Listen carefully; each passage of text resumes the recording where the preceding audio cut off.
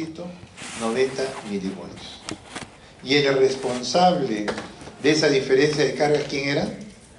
La membrana celular, que no permite el libre pasaje de los iones. Los iones no se mueven como ellos quieren. Pero la membrana sí puede abrir el canal del sodio, la puede cerrar, puede abrir el canal del potasio o del calcio y lo puede cerrar. La membrana es lo que maneja eso. Entonces, lo que va a suceder en el caso del músculo cardíaco es que estos fenómenos que genera el potencial de transmembrana puede generar cambios de voltaje y eso se registra en estos electrocardiogramas. Entonces vean ustedes, en el lado de acá, vamos a tener el papel milimetrado, en esta zona, el papel milimetrado, que avanza a una velocidad que ya dijimos de 25 milímetros por segundo. Voy a tener mi galvanómetro, acá está la aguja del galvanómetro, que solo se mueve si es que hay diferencia de voltajes entre sus electrodos exploradores. Voy a tener un electrodo en este punto A y el otro electrodo explorador en el punto B. ¿Estamos? Yo he puesto los dos electrodos en el extracelular. ¿Hay diferencia de voltajes entre el punto A y el punto B?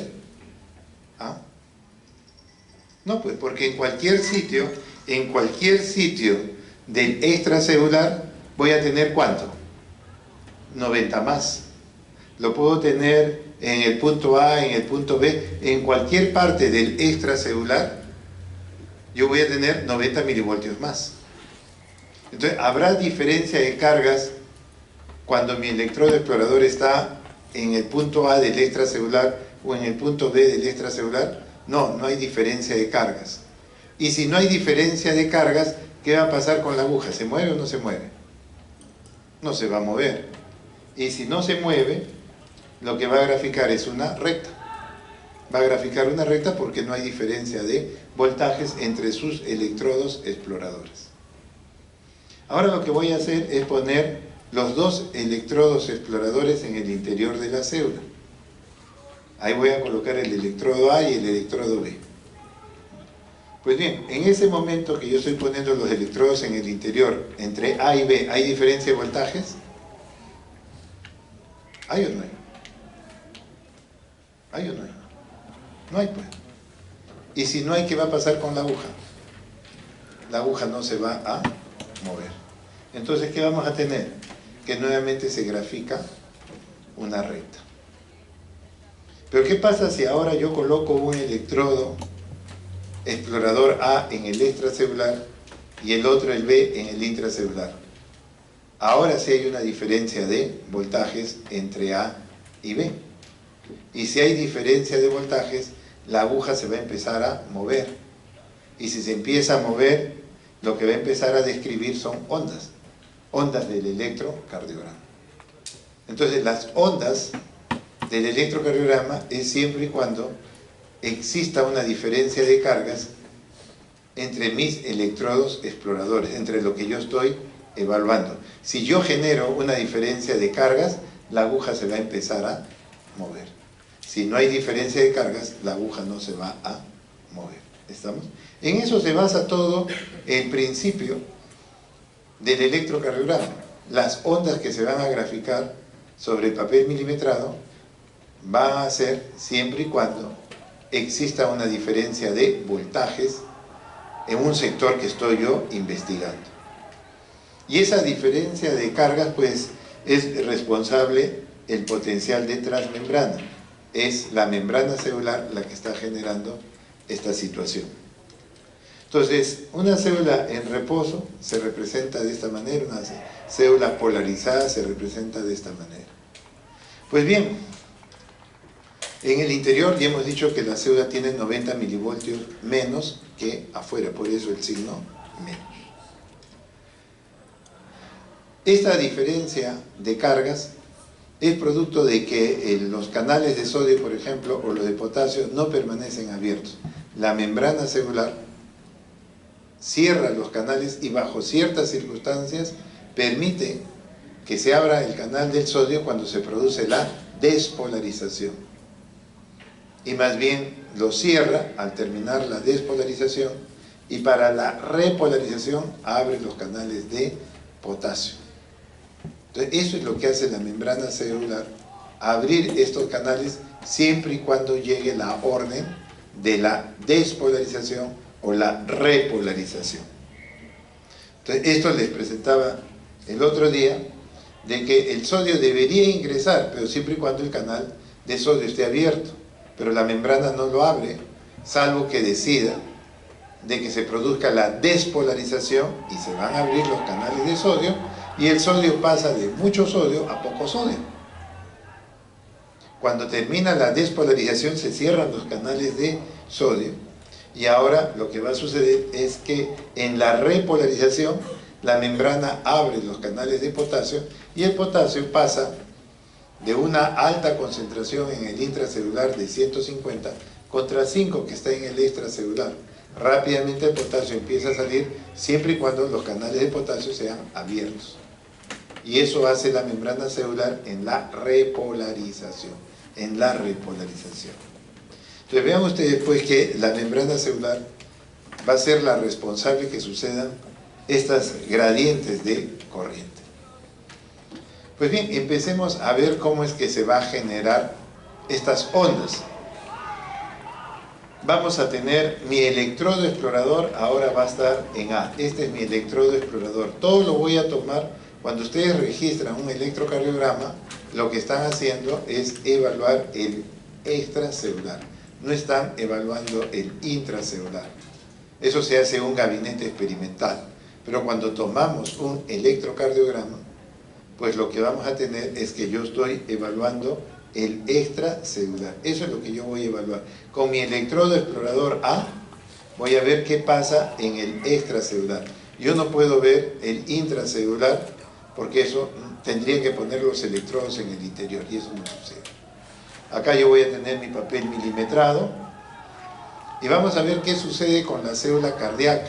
La célula cardíaca, cuando se da la orden que se active, se va a producir lo que se llama, pues, la despolarización. Mientras la célula no se despolarice, esta célula que se encuentra inicialmente en reposo, la célula está en este momento en reposo, todavía no se ha dado la orden de despolarización, pues yo voy a ver en mi electrodo A qué está sucediendo en el extracelular. Y acá yo tengo 90 más, 90 más, 90. En cualquier sitio del extracelular voy a tener 90 milivoltios más que el interior. Por lo tanto, no hay diferencia de cargas. No hay diferencia de cargas. Y si no hay diferencia de cargas, la aguja del galvanómetro no se va a mover, y lo que vamos a graficar en una célula en reposo es una recta, porque no hay diferencia de cargas. Muy bien, esta célula en reposo empieza a funcionar, llega la orden de la despolarización. Entonces, ¿en qué consiste la despolarización? Se van a abrir los canales de sodio, y entonces, cuando se abren los canales de sodio, el sodio que está en el extracelular empieza a ingresar al intracelular. Le empiezo a dar cargas que voy perdiendo en el extracelular. Yo acá estoy perdiendo cargas que se van ingresando al interior del cardiomiocito. Pero recuerden que yo no estoy mirando el interior de la célula. Yo con mi electrodo explorador en A, lo que estoy mirando es el extracelular. ¿Y qué he generado como producto de la despolarización, del inicio de la despolarización? Lo que he generado es que se abran los canales de sodio y el extracelular empieza a perder cargas que gana el intracelular. Pero en este momento, si ustedes ven este campo, en este sector de la célula, en el extracelular, recuerden que siempre miramos el extracelular, yo estoy generando ¿qué cosa? Una diferencia de cargas. Y entonces cuando hay una diferencia de cargas, por convención, eso se grafica a través de un vector. Un vector que también por convención está establecido de que donde está el signo más, es donde va la cabeza del vector. Y en donde está el signo menos, es donde está la cola del vector. Entonces vean ustedes que producto de esta despolarización, en este nivel se está produciendo una diferencia de cargas, y eso va a hacer que la aguja del galvanómetro se mueva, o hacia arriba o hacia abajo, pero se va a mover, porque hay una diferencia de cargas que se ha generado acá. Y esa diferencia de cargas se grafica con un vector. Vector que tiene que ir donde está el signo más va la cabeza, y donde está el signo menos va la cola. Entonces ese vector tiene una dirección. Si esta dirección se dirige hacia mi electrodo explorador, lo que se ha establecido es que la aguja se va a mover hacia arriba. Así está establecido. La aguja se va a mover hacia arriba. Entonces lo que vamos a ver en nuestro electrocardiograma es una deflexión positiva. Entonces las ondas del electrocardiograma aparecen cuando hay diferencia de cargas. Y cuando hay diferencia de cargas, eso se representa a través de un vector, cabeza positiva, cola negativa. Si ese vector se dirige hacia mi electrodo explorador A, la deflexión va a ser hacia arriba. La aguja se va a mover hacia arriba, eso es por convención. Entonces, poco a poco, la célula cardíaca empieza a despolarizarse y continúa despolarizándose conforme el sodio va entrando a la célula. Y en el extracelular, ¿qué está sucediendo? Estoy perdiendo cargas que lo gana el intracelular, pero yo no veo el intra, yo lo que estoy viendo es el extra. Y entonces en este sector, ¿qué genera? Una diferencia de voltajes, una diferencia de cargas que se tienen que representar con un vector, cabeza positiva, cola negativa. Y entonces como ese vector se está dirigiendo a A, hacia mi electrodo explorador, eso va a generar una deflexión positiva. La aguja se va a mover hacia arriba. Entonces la célula va a continuar despolarizándose, el sodio va a seguir ingresando al interior y en el extracelular se van a generar diferencias de cargas o de voltajes que se tienen que representar a través de un vector, cabeza positiva, cola negativa. Y como ese vector, si se dirige hacia mi electrodo explorador A, lo que va a generar es que la aguja se siga moviendo hacia arriba. Y así es como se produce la despolarización. Se abren los canales de sodio, el sodio empieza a ingresar a la célula, y cuando ya terminó de ingresar todo el sodio que debería ingresar, resulta que ahora yo en el intracelular voy a tener el signo más. ¿Cuánto más? ¿Cuánto más? 25 más. Recuérdense que la célula pasa de menos 90 hasta más 25. Entonces, en este momento que termina la despolarización, lo que vamos a tener es que el interior de la célula tiene 25 milivoltios más. ¿Más que quién? Que el extracelular, que ahora más bien tiene el signo menos. ¿Por qué? Porque el extracelular ahora resulta que tiene menos cargas que el intracelular. ¿Cuánto menos? ¿Ah? ¿Cuánto menos?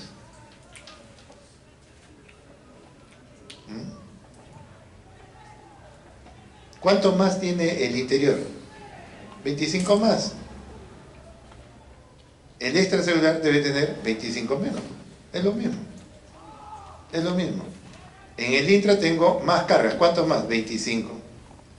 Entonces, ¿25 más de quién? Que el extra. Entonces, el extracelular resulta que tiene menos. ¿Cuánto menos? 25 menos. Entonces, vean que en este momento, todo el extracelular, en cualquier sitio, yo voy a tener 25 menos, 25 menos, 25 menos. Es decir, ya no hay diferencia de cargas. Y si no hay diferencia de cargas, pues ya no va a haber vector. Y si no hay diferencia de cargas, la aguja ya no se va a mover. Y entonces, terminada la despolarización, la aguja lo que va a graficar es una recta. ¿Por qué? Porque ya no hay diferencia de cargas en el extracelular. Así es como se produce la despolarización. Así es como se produce la despolarización y va a generar una deflexión positiva, que se grafica en el electrocardiograma. Muy bien. Termina la despolarización, ya ingresó todo el sodio. Ahora, ¿qué es lo que viene? Después de la despolarización, ¿quién sigue? La repolarización. Y en la repolarización, ¿qué va a suceder? Se van a abrir los canales de potasio. Entonces, cuando se inicia la repolarización, el cardiomiocito abre sus canales de potasio y el potasio, de 150 que hay en el intra y solo 5 afuera, rápidamente el potasio empieza a salir. Por ese sector empieza a salir el potasio. Pero ¿qué va sucediendo a la célula? La célula empieza a perder cargas. Empiezo a perder cargas. ¿Cargas que lo gana quién? El extracelular. Entonces acá yo tengo que poner el signo más y acá tengo que poner el signo menos. Producto de esta repolarización, recuerden que yo cuando tomo un electrocardiograma, yo estoy mirando el extracelular, nada más. Y entonces, producto de esta repolarización, ¿qué estoy generando en el extracelular? Una diferencia de voltajes, una diferencia de cargas. Pues bien, una diferencia de cargas, una diferencia de voltaje, va a hacer que la aguja del galvanómetro se mueva. Pues bien, esta diferencia de cargas se representa a través de ¿qué cosa? De un vector. Y el vector lleva la cabeza donde está el signo más y la cola donde está el signo menos. Entonces, el vector de la repolarización tiene una dirección. Cabeza positiva, donde está el signo más, y cola negativa. En este caso, ese vector tiene una dirección que se aleja de A. Se aleja de mi electrodo explorador. Si se aleja de mi electrodo explorador,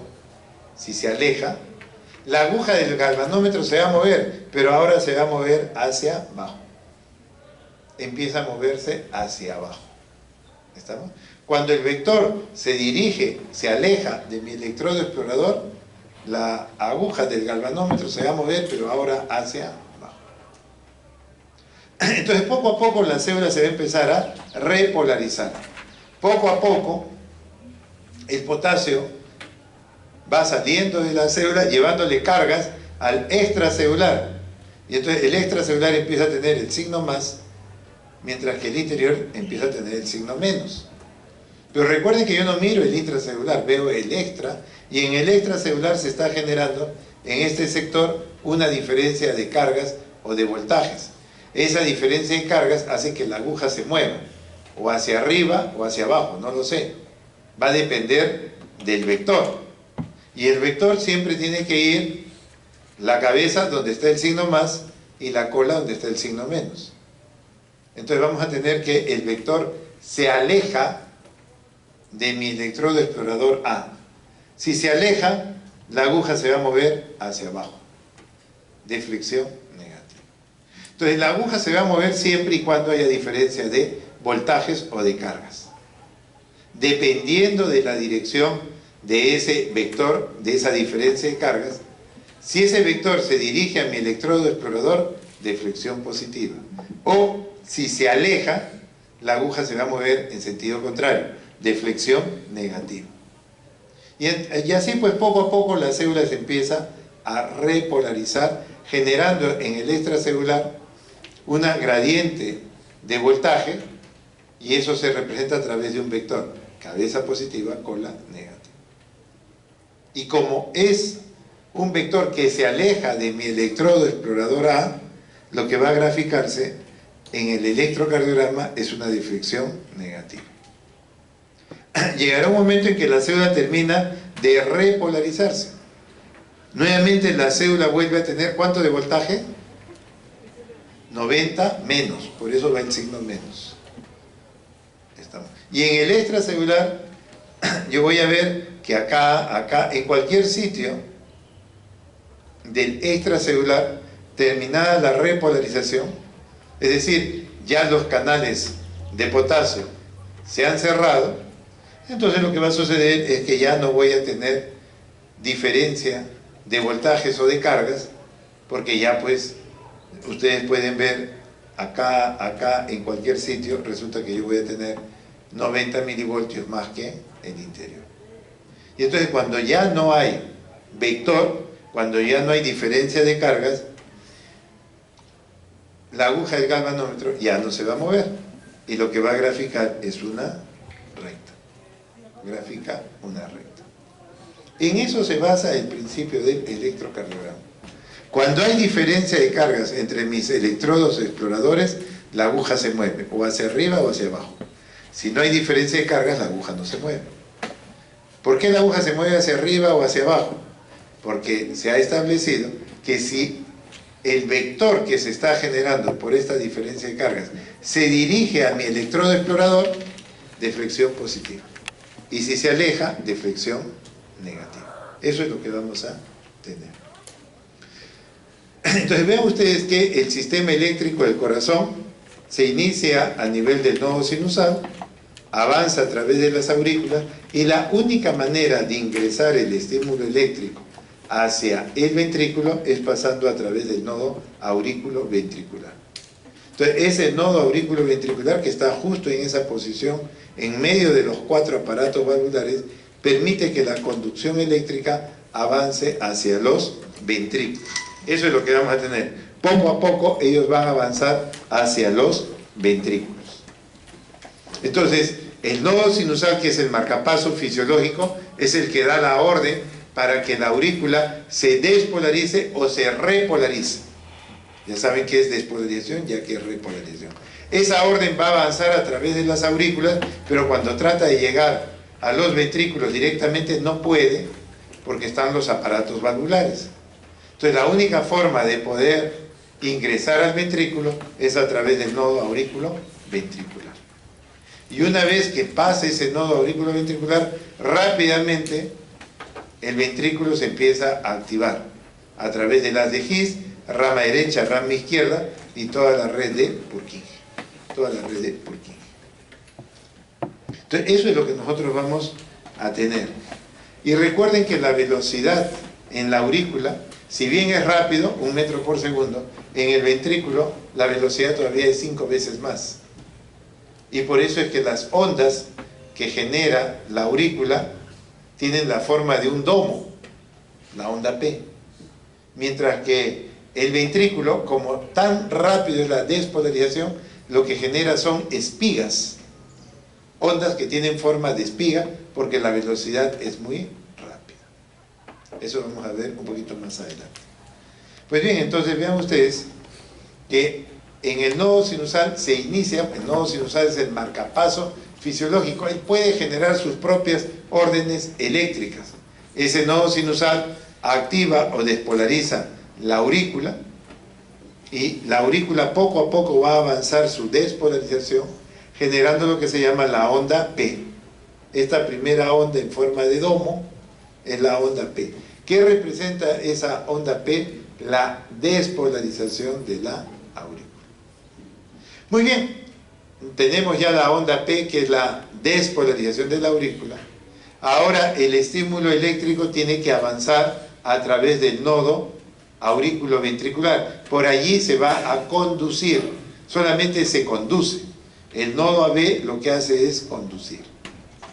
Y entonces lo que vamos a tener es que después de la onda P, el estímulo se conduce a través de un segmento que se llama el segmento PR.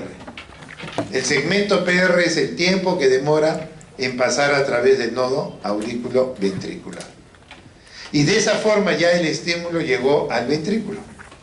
Y el ventrículo rápidamente se va a empezar a activar, generando estas ondas en forma de espigas, porque la velocidad es muy rápida, el llamado complejo QRS. El QRS. Y después viene la orden de la repolarización que genera la llamada onda T. Pues bien, entonces lo que vamos a tener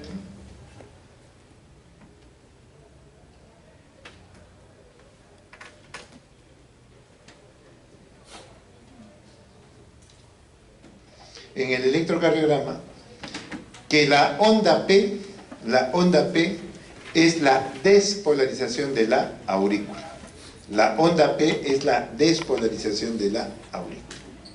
Que como tiene una velocidad de 1 metro por segundo, que es rápido, pero no tan rápido como el ventrículo, lo que va graficando es una onda, una deflexión en forma de domo, porque no es tan rápido. Esa es la onda P. Entonces la activación de las aurículas, tanto la derecha como la izquierda, va a generar esta onda P. Muy bien, las aurículas ya se despolarizaron, ahora el estímulo tiene que avanzar hacia el ventrículo y la única manera fisiológica de poder avanzar hacia el ventrículo es pasar a través del nodo aurículo-ventricular.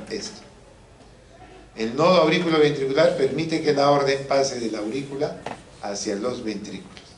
Pues bien, ese tiempo que demora en pasar a través del nodo AB va a ser lo que se conoce como el segmento PR.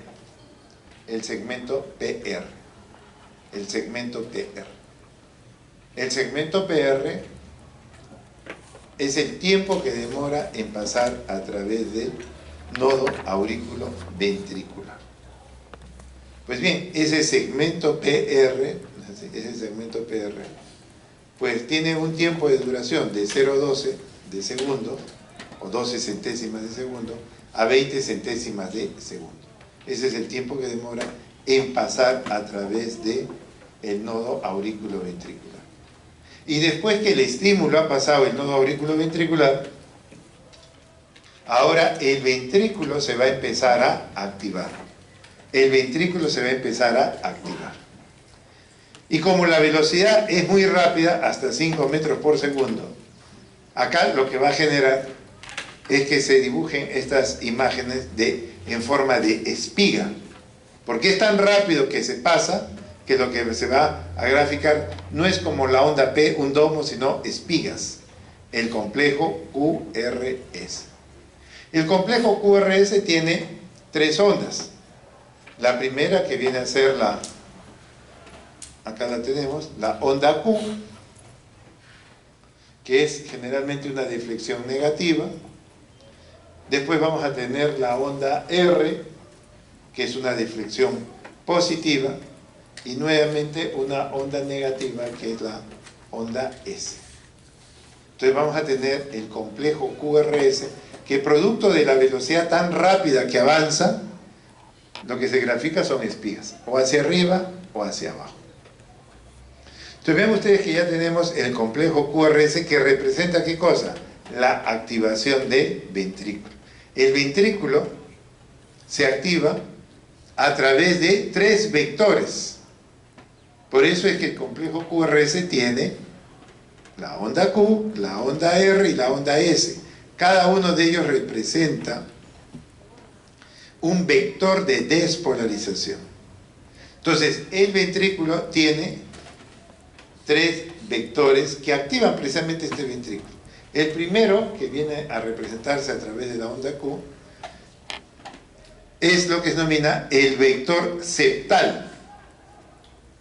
El septum, el tabique interventricular, es el primer sector del ventrículo que se activa. Después tenemos la onda R, que representa el segundo vector, que se llama de paredes libres. Tanto las paredes del ventrículo derecho como del izquierdo se tienden a activar generando la onda R, y eso es lo que se llama el vector de paredes libres. Entonces el ventrículo se activa primero en la zona del septum y de ahí abarca ambos ventrículos, el derecho y el izquierdo. Y la parte final en activarse en el ventrículo es la parte alta del ventrículo izquierdo, lo que está en relación con la válvula mitral. Pues bien, esa última parte en activarse en el ventrículo se representa a través de esta onda, la onda S. La onda S es el tercer vector que se denomina el vector basal, el de la base, donde está la válvula mitral, es la base, la parte de arriba. Entonces vamos a tener 3 vectores en la activación del ventrículo. El primero es el vector basal, después tenemos el de paredes libres y finalmente vamos a tener el vector basal, QRS. Y bueno, después de que el ventrículo se ha activado, viene la orden de que el ventrículo descanse, y esa orden lo da la onda T. La onda T es la orden de repolarización del ventrículo. Repolarización del ventrículo. Entonces vean ustedes que esas son las ondas que vamos a tener en el electrocardiograma. La onda P, el segmento PR, el complejo QRS, el segmento ST y la onda T. Eso es lo que vamos a tener en un electrocardiograma. Pues bien, ahí vamos a tener al nodo sinusal. Acá está el nodo sinusal. Acá vamos a tener el corazón. Las aurículas se van a activar y acá está justo el nodo AB que sirve para captar el estímulo eléctrico que se inicia en el nodo sinusal y lo lleva a través del haz de His, rama derecha, rama izquierda, que termina arborizándose en lo que se llama la red de Purkinje. Este haz de His, ¿no?, es como si fuera un tronco. Ese tronco tiene 2 ramas, la rama derecha y la rama izquierda. Y cada rama termina llevando a fibras más pequeñas que se llama la red de Purkinje, que es el que hace contacto con el músculo cardíaco y hace que este músculo funcione. Entonces tenemos haz de His, rama derecha, rama izquierda y la red de Purkinje. Esa red son las últimas fibras que van a entrar en contacto con el cardiomiocito y van a hacer que este cardiomiocito funcione. Entonces, ese tipo de estructura está dado por las fibras de Purkinje, la red, la malla de Purkinje. Entonces vean ustedes que cuando uno toma un electrocardiograma, ya lo dijimos, lo que vamos a ver es el extracelular. ¿Y cómo está la célula en reposo? Si yo voy a ver cómo está toda la aurícula derecha y la izquierda en reposo, yo voy a tener una aurícula que se va a caracterizar porque en el extracelular toda la aurícula va a tener el signo más. Siempre va a tener el signo más, porque a nivel de la aurícula en reposo, ¿no es así?, pues en el extracelular yo voy a tener 90 milivoltios más que adentro. Y yo lo que estoy mirando es el extracelular, no el intra, porque eso se hace en un gabinete experimental. Cuando tomamos un electro es una cuestión rápida. ¿Qué evaluamos? El extracelular. Entonces, ¿qué es lo que vamos a observar cuando se toma el electrocardiograma en relación a las aurículas? Que la actividad eléctrica de la aurícula va a estar representado siempre por el signo más. Va a estar representado por el signo más. Muy bien. Cuando se toma el electrocardiograma, nosotros colocamos 4 electrodos. Uno es el que va a la pierna derecha, que es un electrodo que lleva toda la interferencia para que el electrocardiograma salga normal. Todo lo que es pierna derecha es sencillamente eliminar las cargas que pueden alterar el electrocardiograma. Entonces nos quedamos con 3 electrodos: brazo derecho, brazo izquierdo y pierna izquierda. Y en esos 3 puntos determinan lo que se llama el triángulo de Einthoven. Ahí tienen el triángulo. Acá vamos a tener la derivada 1, la derivada 2 y finalmente la derivada 3. Formando lo que se llama el triángulo de Einthoven. El triángulo de Einthoven. Entonces, el triángulo de Einthoven, recuerden, toma en consideración la pierna izquierda. La pierna derecha es interferencia, o sea, sirve para eliminar interferencia. Pero no cambia en nada si yo por algún motivo me equivoco y coloco los electrodos de las piernas al revés. Pues lo que va a suceder es que el triángulo va a cambiar un poquito su ángulo, pero no significa nada. Me puedo equivocar al colocar los electrodos en las piernas y no pasa nada evidente, sí, lo más probable es que el electrocardiograma no va a cambiar en forma significativa. Muy diferente si cambio los electrodos del brazo. Si yo cambio los electrodos de los brazos, ahí sí el electro me sale totalmente cambiado y no me sirve de nada. Entonces, en las piernas sí se puede uno, no es lo recomendable, pero si uno se equivoca no le va a pasar absolutamente nada. El ángulo va a variar, pero muy poco en realidad. Entonces ahí tenemos la derivada 1, la derivada 2 y la derivada 3. En la explicación que les voy a hacer, yo voy a trabajar todo en derivada 1. Todo lo voy a llevar a derivada 1. Recuerden que el corazón tiene 12 derivadas. Yo solamente voy a hacer la 1, ustedes lo harán ya en casa. Las otras para que practiquen, porque esto no es nada difícil. Esto es una cuestión bastante práctica. Pues bien, en nuestro triángulo de Einthoven, el vector que nosotros tenemos resultante de la actividad del corazón es un vector que viene de la parte de arriba hacia la parte de abajo y de la derecha a la izquierda. Eso es lo que vamos a tener. Vamos a tener un vector que va de arriba hacia abajo, de derecha a izquierda. Eso es lo que vamos a tener cuando el ventrículo empieza a despolarizarse, ¿no? ¿El delegado venía o no? ¿Puntero? No existe. Bueno, ya, más no se puede hacer. Ya, entonces seguimos, ¿no? Yo lo que voy a hacer es mis vectores del electrocardiograma, yo lo voy a proyectar ¿a dónde? Bueno, yo voy a trabajar en derivada 1.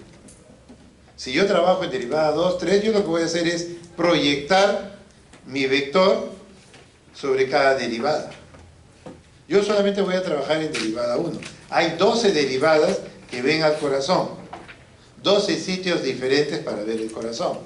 Entonces, alguien puede decir, como si fuera cualquier tipo de objeto, que yo estoy viendo la parte de adelante del objeto, pero no sé cómo es la parte de atrás. Para poder saber eso, yo le tengo que dar la vuelta a todo el objeto. Por eso es que el corazón se evalúa desde 12 sitios diferentes para tener una idea global del corazón. Si solamente veo un punto, voy a tener una información inexacta, porque es como si viera un objeto solamente desde un punto de vista. Entonces, la utilización de las 12 derivadas nos da una idea de cómo está el corazón. Pues bien, yo solamente voy a trabajar con derivada 1, no voy a trabajar con las otras derivadas. Ustedes hagan las otras derivadas como un ejercicio práctico. Entonces, ahí yo lo que voy a tener es que cuando proyecto, acá está mi vector, lo proyecto sobre derivada 1, ahí está este vector. Esa es la proyección sobre derivada 1. Yo lo que tengo que hacer es proyectar mis ondas, mis vectores sobre un determinado punto. Yo voy a trabajar todo en derivada 1. ¿Estamos? Entonces, nuevamente, acá yo tengo el nodo sinusal, el nodo AB. ¿Y cómo está estas aurículas en reposo? Pues en reposo yo voy a tener a que las aurículas, todas las aurículas, van a estar con el signo más, porque están en reposo. Muy bien, eso que está sucediendo, yo lo voy a evaluar a través de mi electrocardiograma, pero solamente utilizando la derivada 1. ¿Qué dice la derivada 1? La derivada 1 es este sector del triángulo de Einthoven, y esta derivada 1 dice lo siguiente: si el vector se dirige al brazo izquierdo, recuerden que este es el triángulo de Einthoven, Esto es brazo izquierdo, brazo derecho y pierna izquierda. Si el vector se dirige hacia mi brazo izquierdo, la deflexión va a ser positiva, hacia arriba. Y si mi vector se dirige hacia mi brazo derecho, la aguja se va a mover hacia abajo. Eso está establecido. Hacia el brazo izquierdo, deflexión positiva. Hacia el brazo derecho, deflexión negativa. Entonces yo tengo que llevar mis vectores en el triángulo de Itobe y lo voy a proyectar sobre derivada 1. Eso es lo que voy a hacer. Lo voy a proyectar sobre derivada 1. Pues bien, en este primer momento, las aurículas tienen en cualquier sector el signo más. ¿Habrá diferencia de cargas? No. Y si no hay diferencia de cargas, la aguja no se mueve. ¿Y qué es lo que va a graficar? Una recta. Lo que se va a graficar en el electrocardiograma, como se muestra acá, es una recta. ¿Por qué? Porque toda la aurícula va a tener el signo más en cualquier sitio. Muy bien, va a empezar la despolarización. El nodo sinusal ordena a la aurícula que se despolarice. Pues bien, ¿qué parte de la aurícula se empieza a despolarizar? Lo que está más cerca al nodo sinusal. Entonces, este primer sector que está muy cerca al nodo sinusal, se van a abrir los canales de sodio y el sodio va a empezar a ingresar a la célula. Pero el extracelular, que es lo que yo estoy viendo, más bien se está quedando con menos cargas. Entonces vean ustedes que lo que está más cerca del nodo sinusal, producto de que se han abierto los canales de sodio, el sodio está entrando a la célula, pero yo no estoy viendo eso, yo lo que estoy viendo es el extracelular. ¿Y qué está pasando al extracelular? Se le están yendo cargas. Y entonces yo voy a empezar a tener que poner el signo menos, porque en ese sector el sodio ha empezado a escaparse del extracelular hacia el intracelular. Entonces vean ustedes que a ese nivel voy a tener el signo menos. El resto de la aurícula, ¿qué signo debe tener? ¿Ah? Va a tener el signo más. Entonces, si el resto de la aurícula tiene el signo más y lo que está más cercano al nodo sinusal tiene el signo menos, ¿qué he generado ahí? Una diferencia de cargas, una diferencia de voltajes. Y eso va a hacer que la aguja del galvanómetro se mueva y empiece a graficar ondas. ¿Estamos? Pues bien, esa diferencia de cargas se representa a través de ¿qué cosa? A través de un vector. Pero el vector tiene que ir la cabeza donde está el signo más y la cola donde está el signo menos. Entonces vean ustedes que la despolarización de la aurícula genera ese vector. Es un vector que tiene la cabeza donde está el signo más y la cola donde está el signo menos. Entonces ese vector tiene una dirección. ¿Qué dirección toma? De arriba hacia abajo, de derecha a izquierda. ¿Estamos? Entonces, ese primer vector de la despolarización de la aurícula se va a representar a través de un vector que va de arriba a abajo, de derecha a izquierda. Pues bien, eso lo voy a proyectar en mi triángulo de Itobe. En mi triángulo de Itobe voy a poner un vector que va de arriba a abajo y de derecha a izquierda. Y ese vector lo voy a proyectar ¿sobre qué derivada? Sobre derivada 1. Lo voy a proyectar. Ahí está. La proyección de ese primer vector de la despolarización auricular es un vector que se está dirigiendo ¿hacia qué brazo? Hacia el brazo izquierdo. Y si se va hacia el brazo izquierdo, la aguja se va a tener que mover hacia arriba, deflexión positiva, deflexión positiva. Entonces, poco a poco, lo que vamos a ver es que vamos a ir graficando una deflexión positiva, la onda P, la onda P. Eso es lo que vamos a tener. Entonces, poco a poco toda la aurícula se empieza a despolarizar. Lo que no se despolariza todavía tiene el signo más. Lo que ya se despolarizó va a tener el signo menos. Esa diferencia de cargas se representa a través de un vector, cabeza positiva con la negativa. Y ese vector tiene una dirección de arriba a abajo, de derecha a izquierda, que lo voy a proyectar en mi triángulo de Itobe, en mi derivada 1, que es lo que yo estoy haciendo todo el estudio, y ahí voy a tener el vector. Un vector que va de arriba a abajo, de derecha a izquierda. Muy bien, ese vector lo tengo que proyectar ¿en qué derivada? En derivada 1. Y en derivada 1 va a tener una dirección hacia el brazo izquierdo, que por convención dice que va a dar una deflexión positiva. La aguja se va a mover hacia arriba, generando la onda P. Generando la onda P. ¿Estamos? Muy bien. Ya la aurícula se ha despolarizado y ahora el estímulo va a pasar a través del nodo AB. El nodo AB lo conduce nada más, no despolariza nada, lo conduce, por lo tanto no hay diferencia de carga ni de voltaje, y por ello, después de la onda P, vamos a tener un segmento de recta que se denomina el segmento PR. El segmento PR es el tiempo que demora en pasar a través del nodo AB. ¿Estamos? El nodo AB. Entonces, de esa manera ya el estímulo pasó el nodo AB y ahora rápidamente los ventrículos se van a activar. Pero los ventrículos, cuando se activan, hemos dicho que tiene 3 vectores. Cuando el ventrículo se activa, se generan 3 vectores.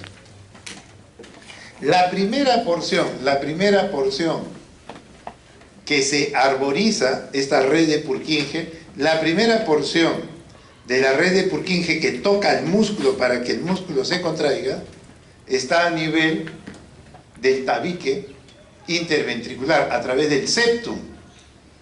En el lado izquierdo del septum se empieza a activar hacia el lado derecho. ¿Por qué sucede eso? Porque la red de Purkinje en ese sector se arboriza rápido y toca el músculo y el músculo se contrae. Entonces la orden viene del septum, de izquierda a derecha, de arriba a abajo. Ese es el primer vector de despolarización del ventrículo. Es el vector septal, que tiene una dirección de arriba a abajo, pero de izquierda a derecha, que en mi triángulo de Itobe yo lo voy a proyectar ¿en qué derivada? En derivada 1. Y en derivada 1 ese vector se está dirigiendo ¿a qué brazo? Derecho. Y si se va al brazo derecho, la aguja se va a mover ahora hacia abajo. Entonces, después del segmento PR, se va a graficar una deflexión negativa que es la onda Q. La onda Q. ¿Qué es la onda Q? El primer vector de despolarización ventricular, el vector septal. Muy bien, el septum es el que empieza a despolarizarse y ahora los dos ventrículos, rápidamente la red de Purkinje, rápidamente activa los dos ventrículos, tanto el ventrículo derecho como el izquierdo. Pero recuerden que el ventrículo izquierdo es más grueso que el derecho, eso es fisiológico. Entonces, el vector siempre va a estar jalado al ventrículo más grueso, es decir, al lado izquierdo. Entonces vamos a tener un vector que se llama de paredes libres, es el segundo vector, tanto del ventrículo derecho como del ventrículo izquierdo, el de paredes libres. Pero es un vector que va de arriba a abajo, de derecha a izquierda. Entonces, ese segundo vector, el segundo vector de paredes libres, lo voy a proyectar en mi triángulo de Itobe. Ahí está el triángulo de Itobe. Y voy a proyectar ese vector sobre derivada 1. Ahí lo estoy proyectando. Y ahora ese vector se está dirigiendo al brazo izquierdo. Por lo tanto, la aguja se va a mover ¿hacia dónde? Hacia arriba. Grande, porque es un vector grande, más que el septal que es chiquito. Este es un vector grande que se dirige al brazo izquierdo y por lo tanto eso va a graficar una deflexión positiva que es la onda R. La onda R es el segundo vector de los ventrículos, el de paredes libres. Y si bien el ventrículo se está activando de esa manera, primero el septum, después las paredes libres, la última porción en activarse, es la parte que está justo debajo de la válvula mitral. Esa es la última parte en activarse. Entonces vamos a tener un vector que va de abajo hacia arriba, de izquierda a derecha. De abajo hacia arriba, de izquierda a derecha. Eso lo voy a proyectar en mi triángulo de Einthoven. Entonces voy a poner mi triángulo de Einthoven y voy a proyectarlo en derivada 1, porque ahí es donde yo estoy trabajando. Y cuando lo proyecto en derivada 1, ese vector se va a ir hacia el brazo derecho. Y brazo derecho significa una deflexión ¿de qué tipo? Negativa. Entonces ahora la aguja se va a mover hacia abajo. ¿Y qué es lo que va a graficar? Lo que va a graficar es una deflexión negativa, que es la onda S. La onda S. Entonces vean ustedes que ya se graficó el complejo QRS. La activación del ventrículo tiene tres vectores: septal, paredes libres, basal. El vector septal, paredes libres y el basal. Onda QRS. Ese es el complejo QRS de activación del ventrículo. Una vez que eso ha sucedido, el corazón momentáneamente va a descansar después de haberse activado. Entonces ahí tienen los tres vectores. El vector septal, que va de izquierda a derecha, de arriba a abajo. El segundo vector, que es de paredes libres, que es el más importante y el más grande, que va de arriba a abajo, pero de derecha a izquierda, porque el ventrículo izquierdo es más grande. Y finalmente el vector basal. El vector basal. Entonces, una vez que ya todo este ventrículo se ha activado, se ha despolarizado, se empieza... La aguja del galvanómetro ya no se va a mover, pues, porque ya no hay diferencia de voltaje. Lo que va a graficar nuevamente la aguja del galvanómetro es una recta, lo que denomina el segmento ST. El segmento ST. Hasta que viene la orden de la repolarización. Hasta que viene la orden de la repolarización. La orden de que el ventrículo se repolarice está dado por un vector que viene de arriba a abajo, de derecha a izquierda.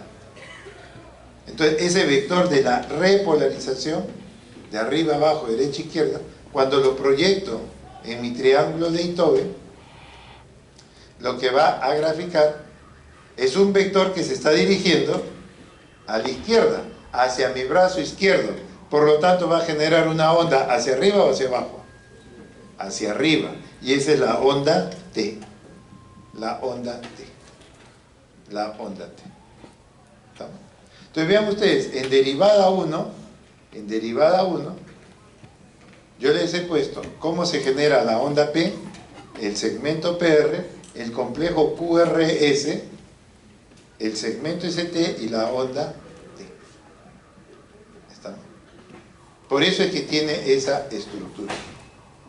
Ahora, como práctica, ustedes lo que pueden hacer es lo mismo, pero usando derivada 2, derivada 3, para que puedan darse cuenta cómo van variando estas ondas, pero prácticamente van a seguir más o menos el mismo patrón.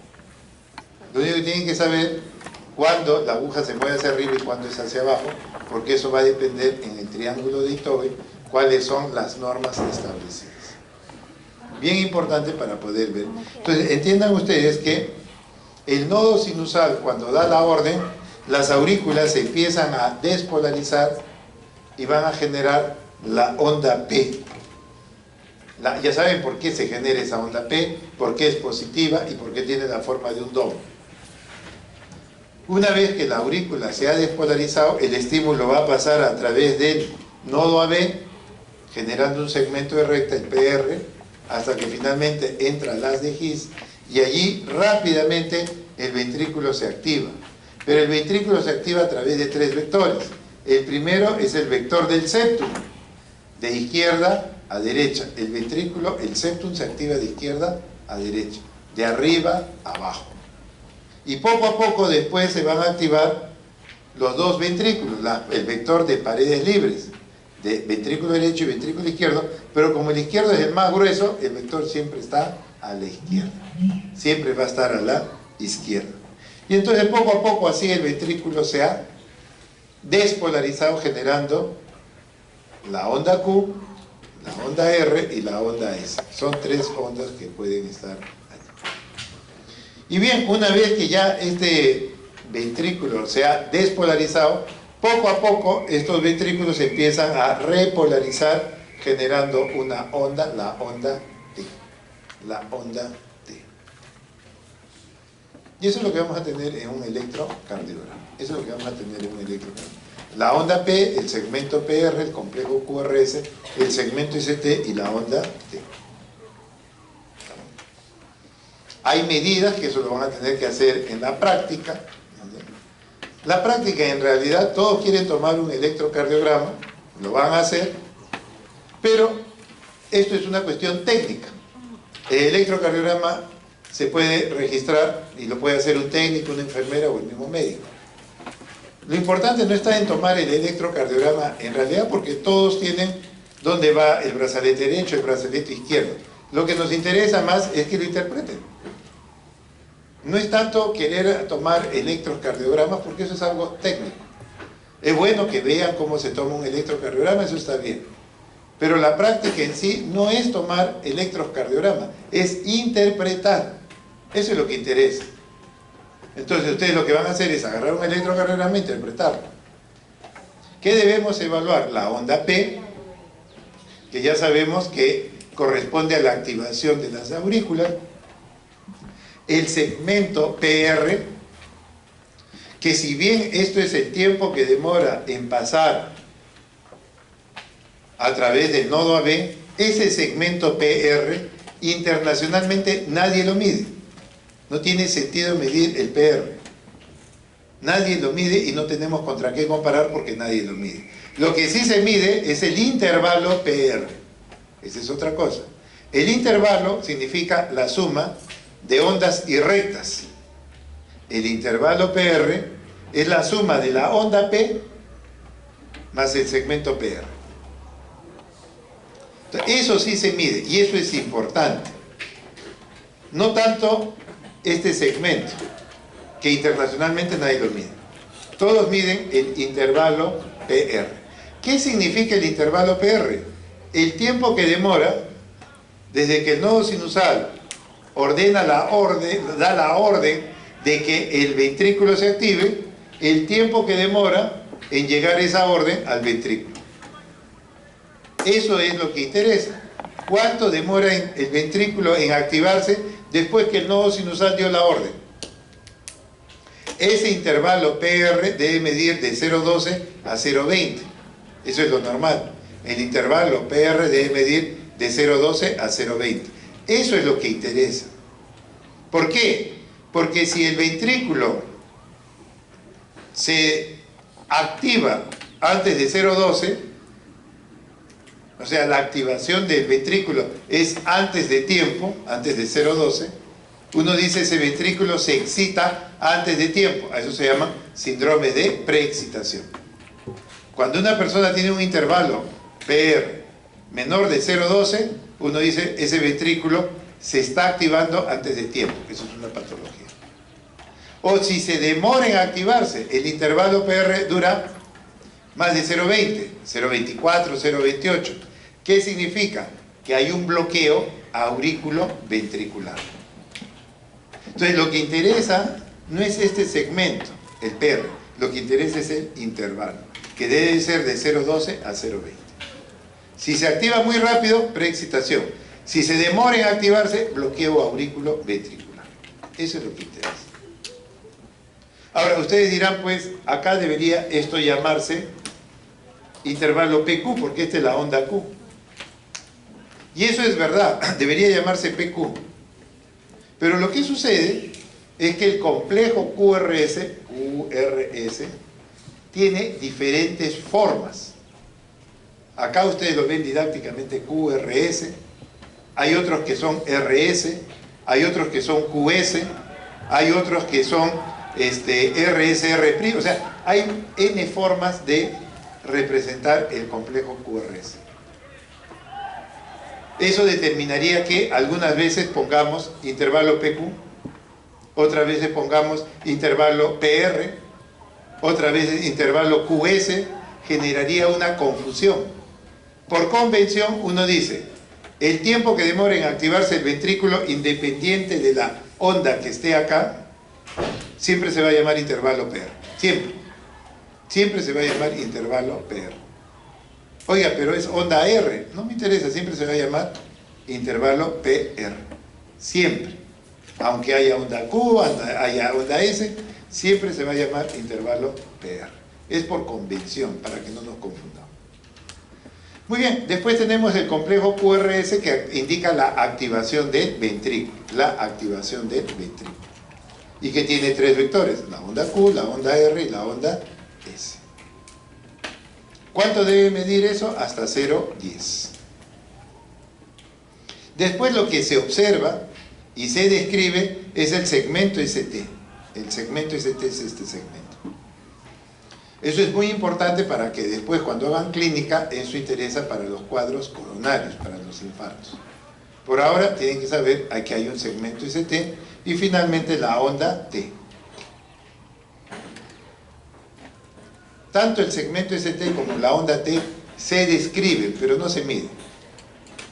No se mide la onda T, en realidad no tiene utilidad. Pero sí se describe onda T positiva, onda T negativa, onda T plana, lo que se pide es describir porque ahí está el diagnóstico. Pero los valores prácticamente no son útiles. Y finalmente, lo que se mide, sí, finalmente, es este intervalo QT. Ese es el intervalo QT. Eso lo van a hacer en la práctica. Lo interesante de la práctica, como les digo, es interpretar los electrocardiogramas. Lo que tienen que hacer es interpretar el electrocardiograma. Yo ya les he dado las bases de cómo se genera el electrocardiograma y lo que tienen que hacer ahora es la lectura de un electrocardiograma, que es lo que van a hacer en la práctica. El papel siempre va a basar a una velocidad 25 milímetros por segundo. Cada milímetro que ustedes ven ahí, cada milímetro, ¿cuánto es? Eso es regla de 3 simple. 25 milímetros representa un segundo. 1 milímetro, cada cuadradito pequeño, ¿cuánto es de segundo? 0.04 de segundo. Una regla de 3. 25 milímetros de un segundo. 1 milímetro, ¿cuánto es? 0.04 de segundo. ¿Estamos? Y entonces lo que hacemos es contar los milímetros y lo multiplicamos por 0.04 para que me dé segundos. Es una cuestión que las máquinas también lo hacen, pero ojo, las máquinas se equivocan. No es raro de que las máquinas se equivoquen. Por eso es importante leer el electrocardiograma. Las máquinas ayudan mucho, pero hay que leerlo porque se pueden confundir. Pues bien, esto es lo que van a tener para realizar el electrocardiograma y se van a usar 12 sitios diferentes para evaluar el corazón. El corazón se ve desde 12 sitios diferentes. Vamos a tener 12 derivadas. Entonces, en la práctica, si bien ustedes van a tener oportunidad de tomar el electrocardiograma, lo que interesa como le digo, no es tomarlo solamente, es una cuestión técnica. La primera vez no lo podrán hacer, la segunda o la tercera ya lo van a hacer porque es algo técnico. Lo importante es poder interpretar el electrocardiograma. Lo que hay que hacer es interpretar el electrocardiograma. Y como ustedes ven, las 12 ondas tienen formas diferentes, y es que vemos el corazón por delante, por detrás, por el lado inferior. Tenemos 12 sitios para verlo. Eso es lo que interesa, interpretar cuando el electrocardiograma es normal, que ese es el objetivo de ahora, o cuando ya no es normal. Eso ya no es el motivo del curso. Acá lo que tienen que aprender es la parte normal. Entender qué significa cada onda e interpretar dichas ondas. Entonces, en un electrocardiograma, la primera onda positiva es la onda P, que indica la despolarización de la aurícula. La primera onda negativa es la onda Q. La segunda onda positiva es la onda R, y la segunda onda negativa es la onda S. Y finalmente lo que nos falta es la onda T. Es lo de cualquier electrocardiograma. Entonces, ¿qué representa la onda P? La activación de la aurícula. ¿Qué representa el QRS? La activación del ventrículo. Y la recuperación de la aurícula, la repolarización, por ejemplo, la repolarización del ventrículo es la onda T. La repolarización del ventrículo, la repolarización del ventrículo es la onda T.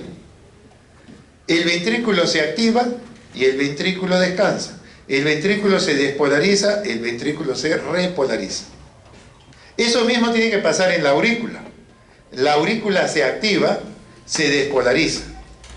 Pero también tiene que haber una orden para que la aurícula se repolarice. Pero esa onda nunca lo van a ver. No porque no exista, sino porque está sumergido dentro del QRS. Nunca la van a ver. Está sumergido dentro del complejo QRS. No es que no exista, existe, porque si no, la aurícula no se repolariza. Tiene que haber orden eléctrica. Pero ¿por qué no se grafica? Porque está sumergido dentro del QRS. Está sumergido dentro del QRS.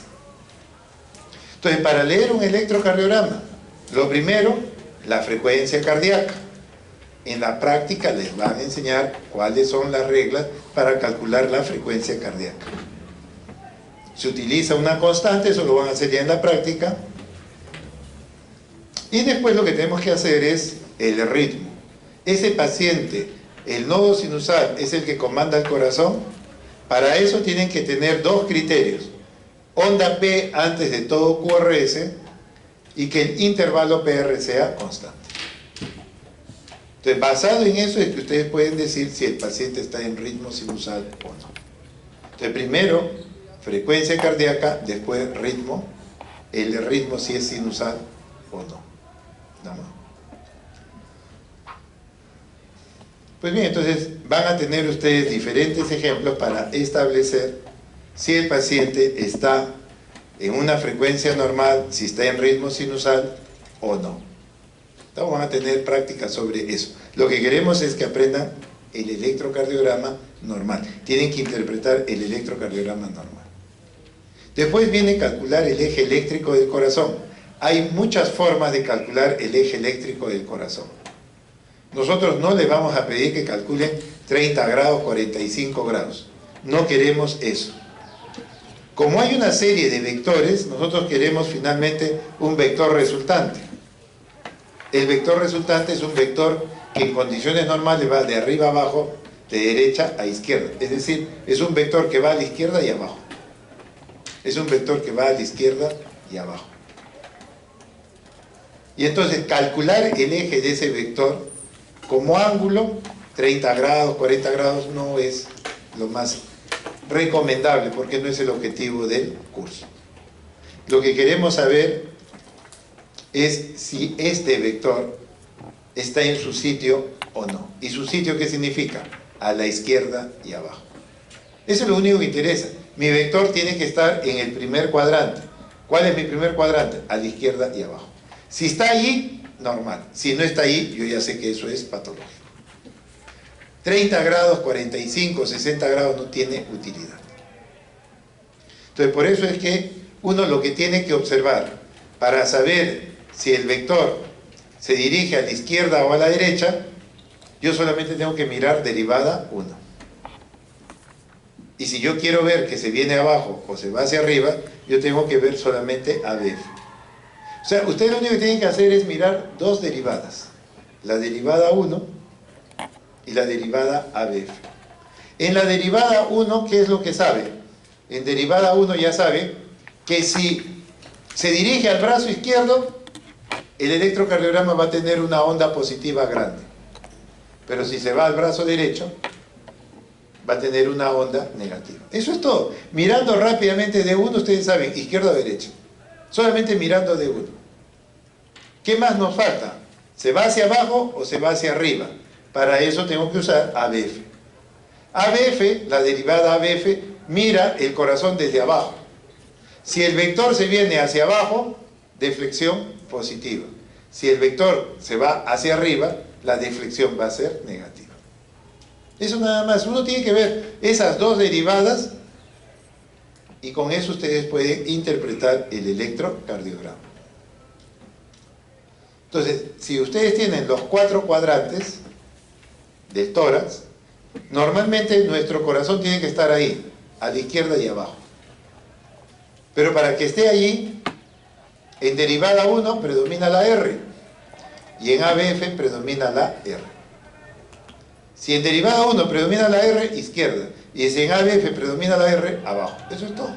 Está en su sitio, se acabó. Entonces, cuando uno quiere calcular el eje eléctrico, lo que tenemos que establecer, a la izquierda, derivada 1, ¿predomina la R? Sí. ¿Cómo está en ABF? ¿Predomina la R? Ah, bueno, ABF predomina la R, está abajo. A la izquierda y abajo está en su sitio, se acabó. No interesa 30, 45, 60 grados, no, está en su sitio. Pero si en derivada 1 predomina la S, derecha. ¿Cómo está en ABF? En ABF predomina la R, a la derecha y abajo, segundo cuadrante, ya no está en su sitio. ¿Por qué el corazón se va a la derecha? Probablemente el ventrículo derecho está muy grande. El paciente puede haber nacido en la altura, puede tener enfermedad pulmonar, tiene crecimiento del ventrículo derecho. Eso es lo que interesa, no el ángulo.